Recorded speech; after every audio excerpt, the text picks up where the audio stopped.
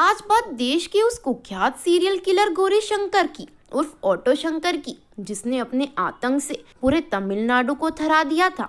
काम की तलाश में वह एक छोटे से गांव से निकलकर मद्रास पहुंचा था और इसी शहर में वह खूंखार अपराधी में तब्दील हो गया। हालांकि कभी यह शख्स पेंटिंग और फिल्मों का शौकीन हुआ करता था, लेकिन 1955 में तमिलनाडु के वेल्लूर में जन्मा गौरी शंकर जब बड़ा हुआ तो रोजगार की तलाश में चेन्नई पहुंचा। डांस, पेंटिंग, शराब और फिल्मों का शौकीन गौरी शंकर चेन्नई पहुंचकर पेरियार नगर में पेंटिंग का काम करने लगा। यह 80 का दशक था कि तभी तमिलनाडु सरकार ने शराब पर पाबंदी लगा दी। इस दौरान शराब तस्करी में मोटा मुनाफा देख शंकर तस्करी का काम करने लगा। हालांकि कुछ दिनों बाद पाबंदी हटा ली गई, लेकिन तब तक गौरी शंकर खुद ऑटो शंकर में तब्दील हो चुका था। गौरी शंकर अब पेंटिंग का काम छोड़कर ऑटो चलाने लगा। फिर 1980 के बीच के सालों में गौरी शंकर ऑटो चलाने के साथ साथ शराब तस्करी करता और वेश्याओं को लाने ले जाने का काम भी करता था।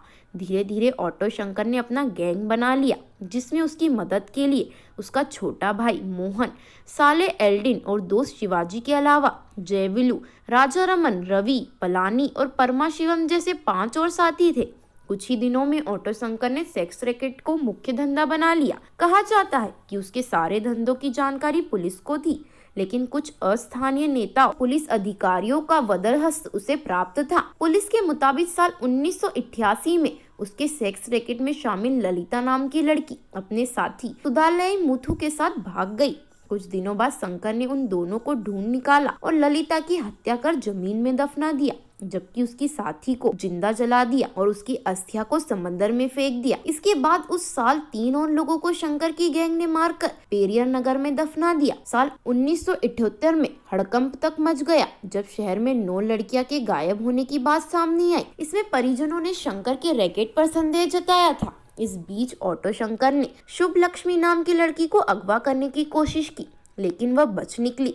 फिर सीधे पुलिस स्टेशन जाकर शिकायत दर्ज करा दी। अगले दिन वह गिरफ्तार हो गया, लेकिन नेताओं के मजबूत गठजोड़ के चलते उसी दिन जमानत मिल गई। लेकिन जब तमिलनाडु के सीएम एमजी रामचंद्र की मौत के बाद सूबे में राज्यपाल शासन लगा तो गायब लड़कियों के परिजन तत्कालीन राज्यपाल के पास पहुंचे। राज्यपाल से परिजनों की मुलाकात के भारी दबाव के बीच में पुलिस ने ऑटो शंकर के अहम सदस्य एल्डिन को दबोचकर सरकारी गवाह बना लिया। फिर ऑटो शंकर को गिरफ्तार कर लिया गया और उसने भी अपने जुर्म कबूल कर लिए। इसके बाद ऑटो शंकर की 2 निशानदेही पर लाशें निकाली शुरू हुई। पुलिस ने पेरियर नगर में 5 लाशें बरामद की, जिन्हें शंकर ने सीमेंट की दीवारों में चुनवा दिया था। फिर गिरफ्तार ऑटो शंकर को मद्रास सेंट्रल जेल भेज दिया गया, जहां से 1990 में कुछ दिनों बाद वह भाग निकला। इस मामले में कई पुलिसकर्मी मिलीभगत के चलते सस्पेंड कर दिए गए थे। हालांकि बाद में उसे ओडिशा के राउरकेला से पकड़ा गया और जेल भेज दिया गया।